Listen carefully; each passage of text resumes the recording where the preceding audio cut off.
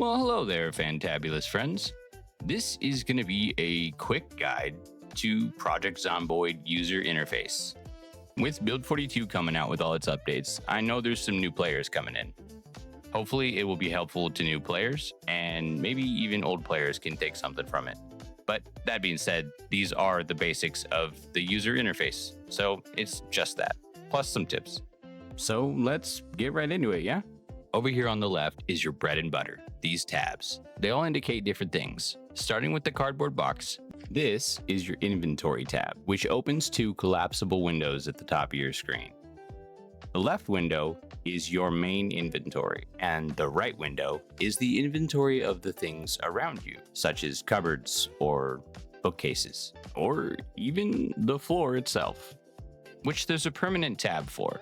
It's this checkered one up here. So there's a button to toggle whether these two tabs stay open. It's in the top right of each window up here.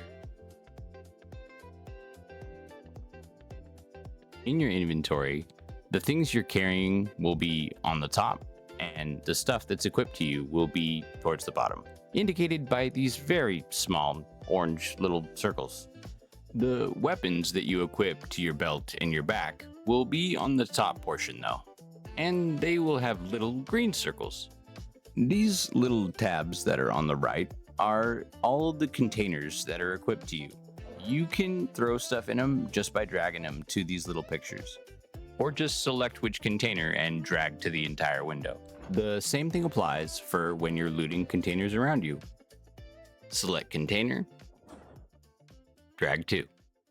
Or if you'd rather, you can pre-select one of your equipped bags, right-click, and select grab, and it'll take it straight into whatever container you have selected. These two little buttons, the one on the left, drops down your entire inventory. So if you have duplicates, you can see them, and also so you can see more detail, like these bars, which usually indicate amount or durability. Now, the button on the right, it changes whether the order of your items is ascending by encumbrance or descending by encumbrance. It's really just preference. You can also toggle between these two tabs up here, item and category, to decide whether to sort your items by item or category. Next up to bat is the health tab.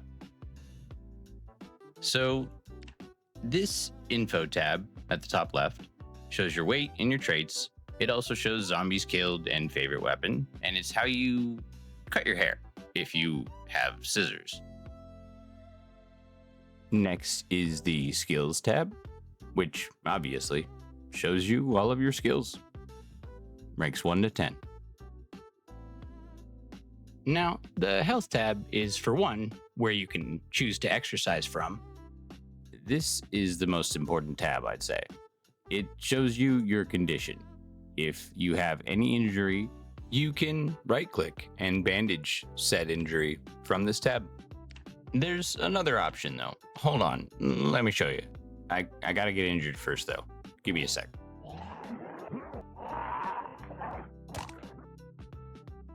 Much better, nice and injured. So now we can go into our inventory and right-click whatever bandage we have, and we can choose the location to bandage as well.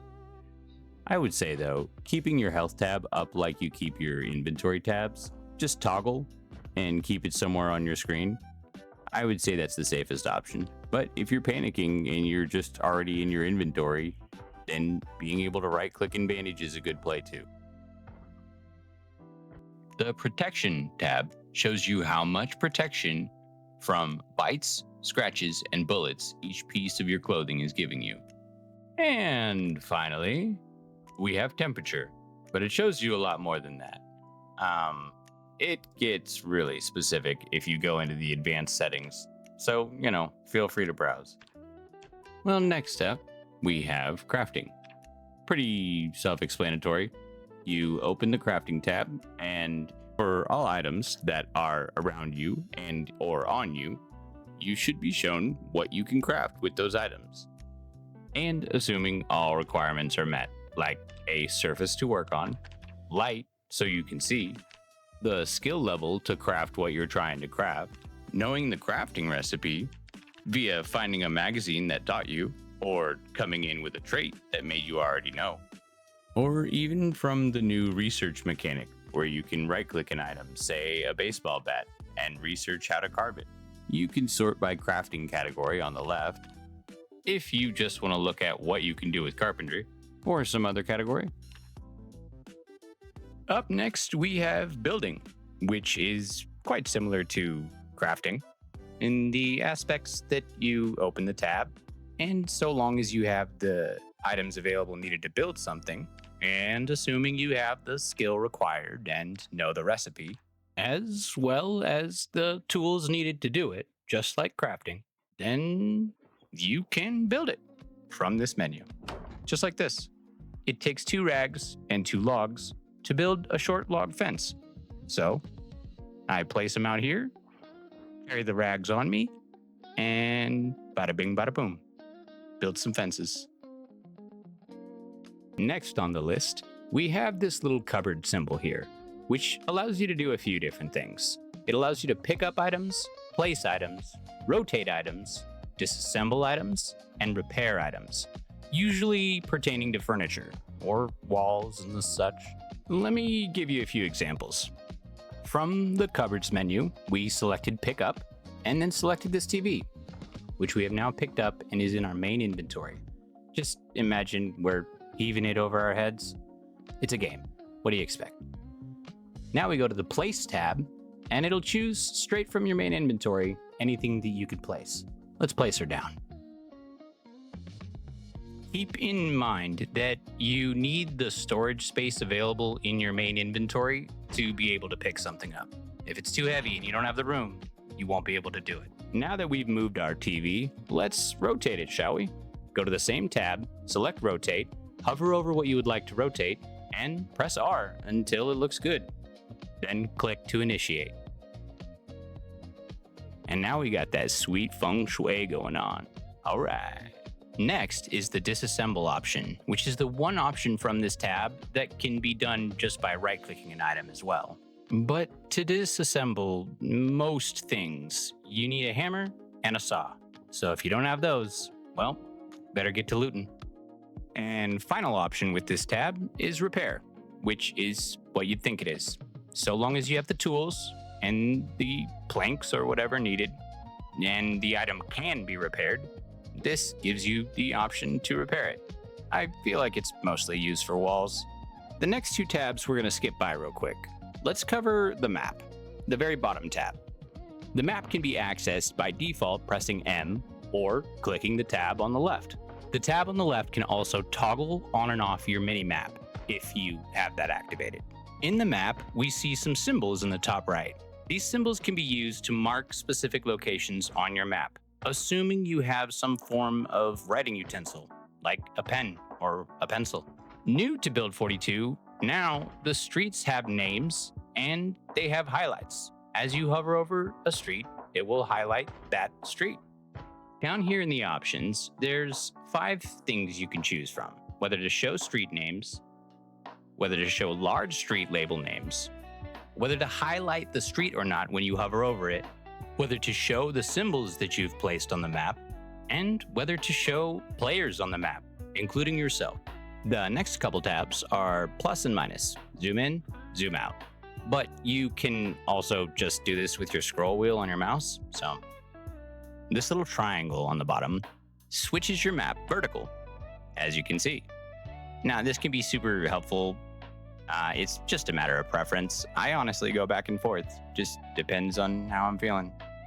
Or if I'm playing with other people. That kind of matters too. Next, if you click this little C symbol, it will recenter you. Say you're off looking at Louisville. Just hit C and you'll be right back on your character. S toggles the UI for the map if you want a nice, clean view. I won't pretend. There's a lot going on with Build 42, and I'm just trying to keep up.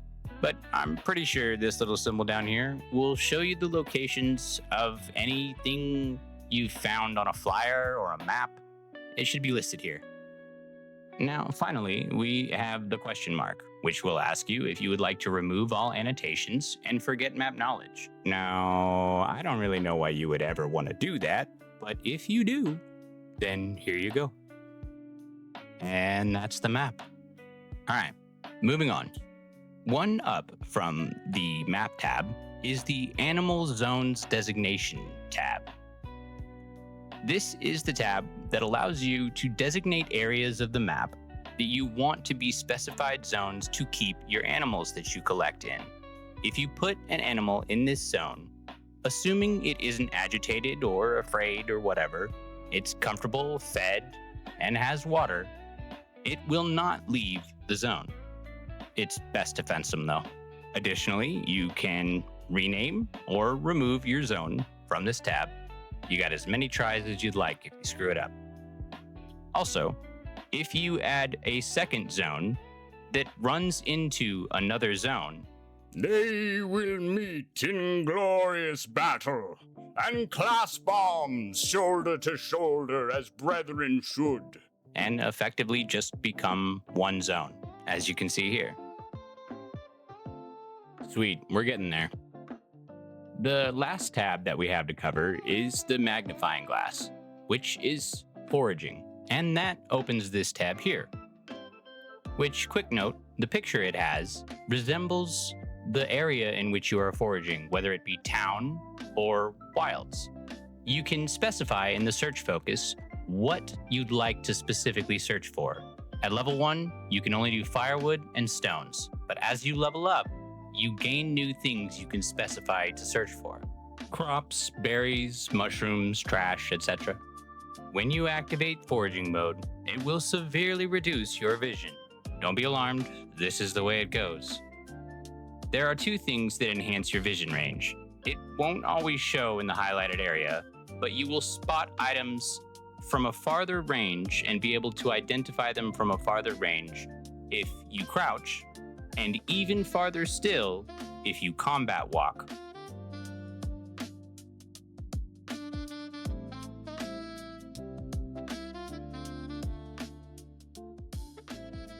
Real quick side note, I feel like a lot of people forget about this or don't even know about it yet, but the devs integrated picking up items in the wilderness. These twigs, this log, that rock, that are all kind of static on the ground. If you right click specifically on them, then you can pick them up. And the same model will always give the same thing. This log model will always be a log. Sadly, this doesn't contribute towards any foraging XP whatsoever, but it can be really useful in certain playthroughs when you're looking for something specific, like a stick, a log, a stone, you know. All right, so I mentioned what stances you could take to affect how likely you would be to identify items in the wild. But there are a great deal of things that affect your chance to find things when foraging. So many so, I hope I don't miss one. All right, so first off, your class that you came in with, as well as some particular traits. The weather. Every state of the weather affects your foraging ability. Obviously, clear skies and sunny is the best. How often you have foraged that area. If you forage the same area for a while, things get thin and it becomes less likely. So it's wise to venture off and forage areas you haven't foraged and let the area that you have foraged replenish itself. The season. The season matters a lot. You're not going to find the same things or as many of them in winter as you would in spring. As well as your moodles, which are the pictures on the right side of the screen that indicate your different ailments or positives. It's everything your character is going through in regards to pain, thirst, hunger, fear, depression. It doesn't do excitement, but it should. Seems a bit redundant to say, but the lighting, of course, has an effect. It's much harder to forage things in the dark than it is in the light. You know, there's definitely something introspective to be said there about finding a path in the light as opposed to the dark, but we're not going to worry about that. We're focused, right? Right. So, your level comes into play, obviously. The higher the level, the better chance of finding items. And finally, I'm probably missing something, the area in which you are foraging, your location. If you're trying to find berries in the middle of the city, well, you just ain't gonna have much luck. That being covered, now let's talk about a couple foraging controls. As you search, once you come up on something, a little eyeball will appear above your head. And then when you get closer and finally identify it, you will see what it is and be able to make a choice. You can either double click said item to take the item directly into whatever inventory you currently have highlighted, or you can right click said item and choose to put it into any pack you have equipped. Also, if you would still like the XP from it, but really want nothing to do with it, then you can right click and choose to discard. And you'll still retain the XP, but it'll just delete. Bada bing, bada boom. Also, I don't know if this is a bug or whatnot, but if you're standing directly within reach of an item, you can actually just click anywhere on the screen to bring it up. So, yeah.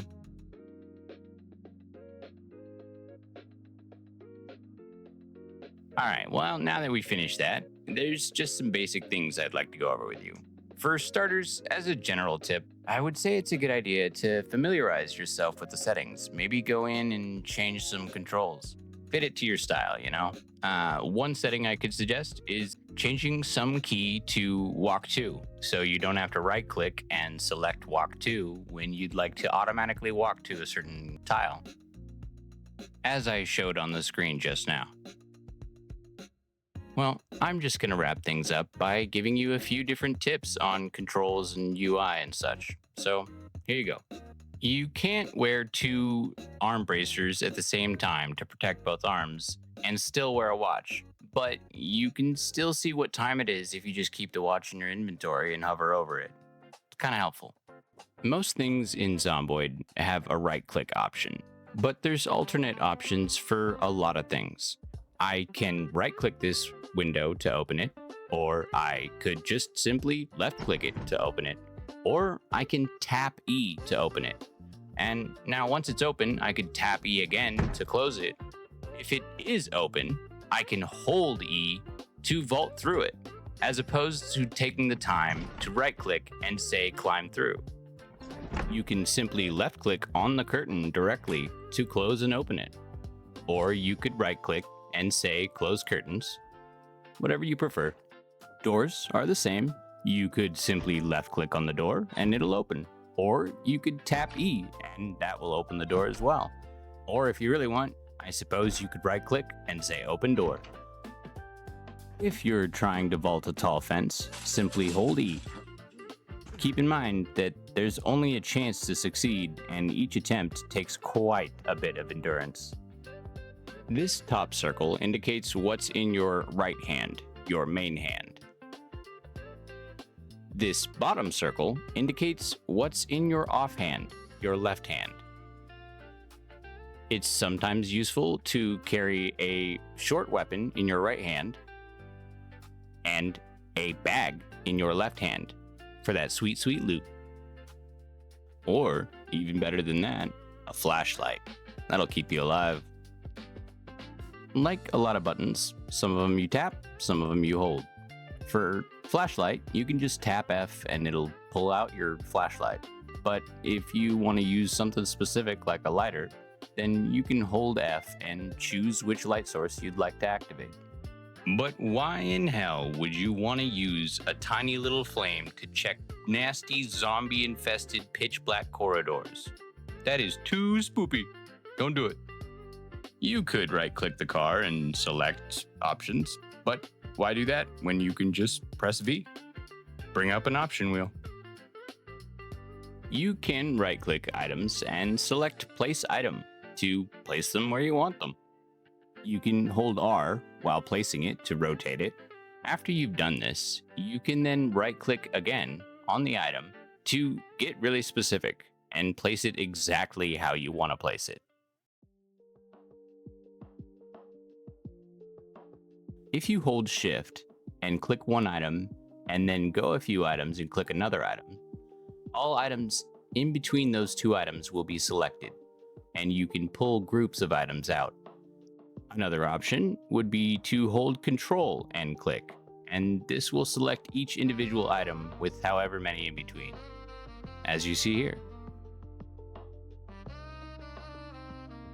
You see these transfer all and take all options up here? Well, they do just that. You can transfer all from the bag you're in, or you can take all from the bag you're looking at. Now, that being said, you can also favorite items, so when you do these options, it doesn't send the favorited items away. They will always stay in your bag. However, if you manually drop your bag, the favorited items in it will go with it. However, they'll just remain favorited for when you re-equip it, so don't worry about it.